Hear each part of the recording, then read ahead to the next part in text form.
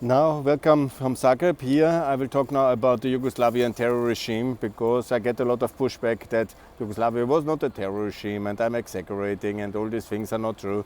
I will show you a bit what the Yugoslavian legacy is when it comes here, for example, the train station of Zagreb. Yeah? This is a typical building, yeah?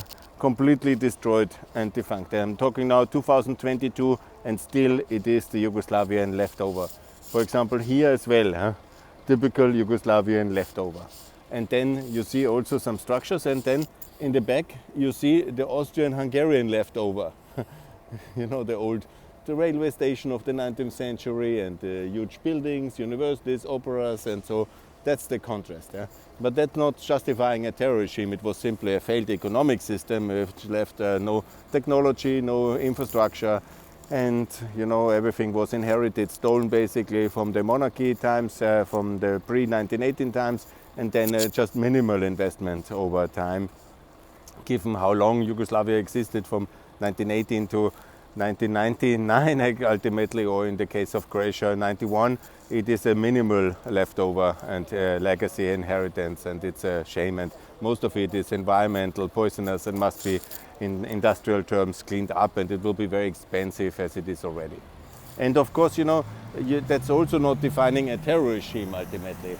But Yugoslavia itself was of course never a democracy. In the beginning maybe 10 years, but then in the pre-war years, interwar years, and then it happened from 29 on, it was a dictatorship, a royal dictatorship or mixed whatever, and then of course Tito's state again went through many different phases. You can of course say terror regime is maybe too wild, but I say from 44 to at least 52 it was an absolute dictatorship and a lot of terror against the class enemy and against anybody who was suspected to be a collaborator. And always, of course the Nazi regime was much more terrible, no doubt, yeah.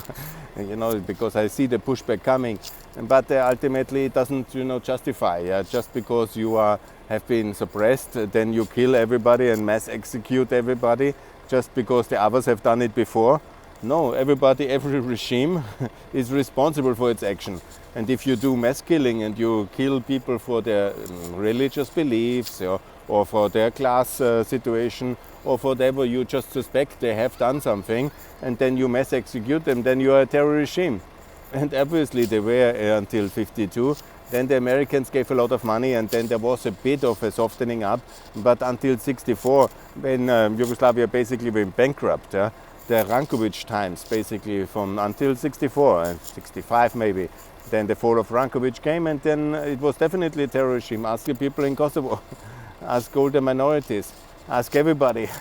Of course, the elite people, then they were maybe fine, but that was basically a bit of a softening time, because the complete bankruptcy and the fall of the so-called hard dinar, and basically the breakdown of the currency, and then America had to fund Yugoslavia, and then came two measures: American money and American support, and then of course the opening of the German and later the Austrian labor market, basically to export of people, and that was of course saving. And because of these big concessions of the West for Yugoslavia in the Cold War, from 64, 66 and 67 onwards, then of course there was a bit of a softer period. But then of course came the student revolution and the Croatian Spring between 68 and 71. Then there came further concessions because simply it was unacceptable. And then there was a bit of a softer phase in Yugoslavia, until Milosevic came and destroyed everything, because the system was totally broken, and he turned it absolutely in a terror regime again.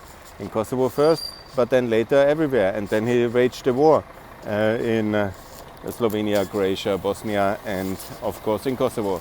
So a terror regime, a failed socialist system, absolutely. And nobody in the European Union should be having any kind of nostalgia for Yugoslavia and kind of balancing act, yeah?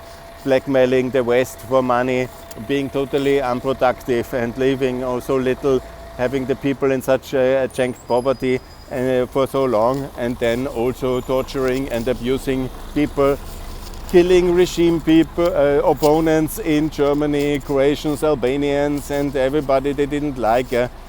being a safe haven for international crime for so long, funding people like Akan everywhere, and all these things. So Yugoslavia, a terror regime, at least a criminal regime, in some phases a terror regime.